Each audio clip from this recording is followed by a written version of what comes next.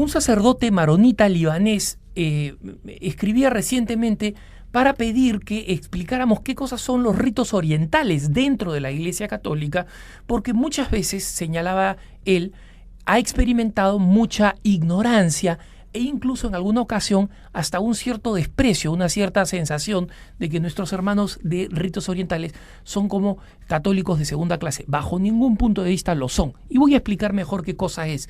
Para los que no saben qué cosa es un sacerdote maronita, voy a explicar, simplemente les pido que me sigan con paciencia para aclarar esto. Nosotros estamos acostumbrados, sobre todo porque América Latina es extensísima, nuestro mundo de habla hispana es extensísimo, y además Occidente es extenso, a que la misa es una sola, la liturgia se celebra de una sola forma y solamente cambia cuando hay algún curita caprichoso o cuando pasamos a un país donde se habla otro idioma, donde se celebra la misma misa, pero se celebra en otro idioma.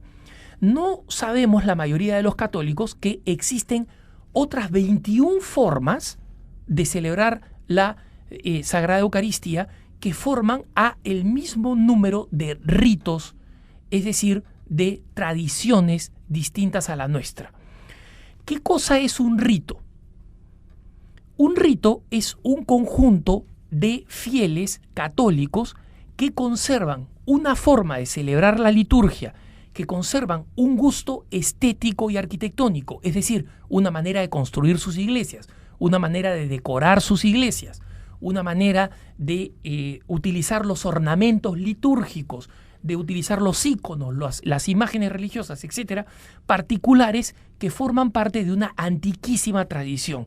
La mayoría de estos ritos orientales, si es que no todos, tienen una tradición de celebración de la Eucaristía distinta a la del rito latino al que nosotros pertenecemos, que conserva todos los elementos fundamentales, pero conserva algunas particularidades propias de cada rito.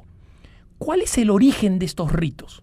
En primer lugar, recuerden ustedes que cuando la evangelización comenzó por parte de los apóstoles se fueron a distintos rincones del mundo, ¿no? Y aunque mantuvieron lo central, la celebración de la Eucaristía, el anuncio de la palabra, ciertamente cada una de estas celebraciones fueron adquiriendo su propia forma de acuerdo al lenguaje, a la cultura, a la realidad de cada uno de estos pueblos. Entonces, el rito malabar, por ejemplo, surge, según la tradición, desde Santo Tomás, el apóstol, que se va a evangelizar a la India, según la tradición. Sabemos que San Andrés es el que evangelizó lo que hoy en día es Grecia y Turquía. San Marcos, el evangelista, según la tradición, evangelizó el norte de África, especialmente lo que hoy en día es Egipto.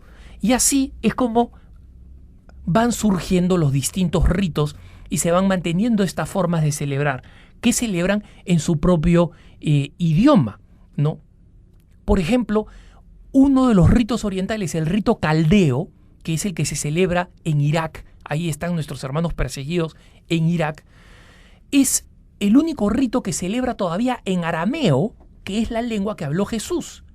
Y es consecuencia, los sacerdotes que forman parte de este rito tienen que aprender el arameo y hablar la lengua que habló Jesús. Otros celebran en griego, ¿no? Otros celebran en los de rito copto, por ejemplo, en el norte de África, celebran también en su propia lengua y así existe una diferencia del lenguaje, de la forma en la que se celebra también.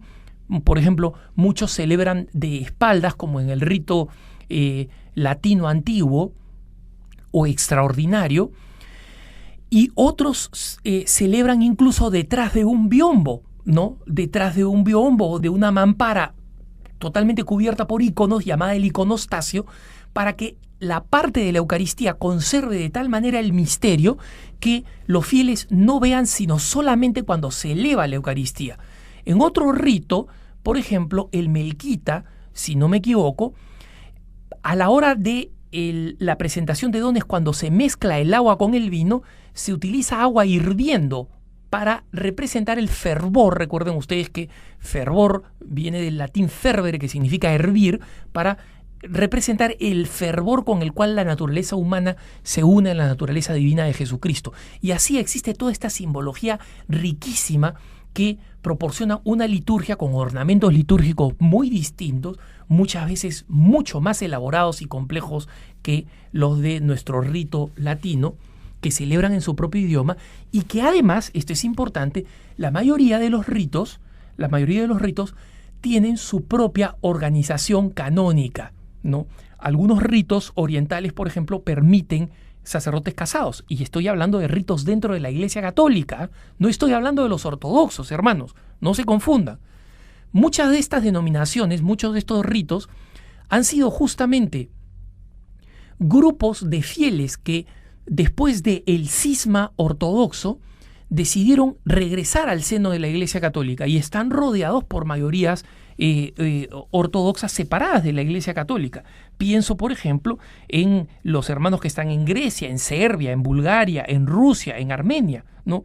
Allí son minorías en medio de ortodoxos. En otras partes son minorías junto con los ortodoxos, que también son minorías en países donde predomina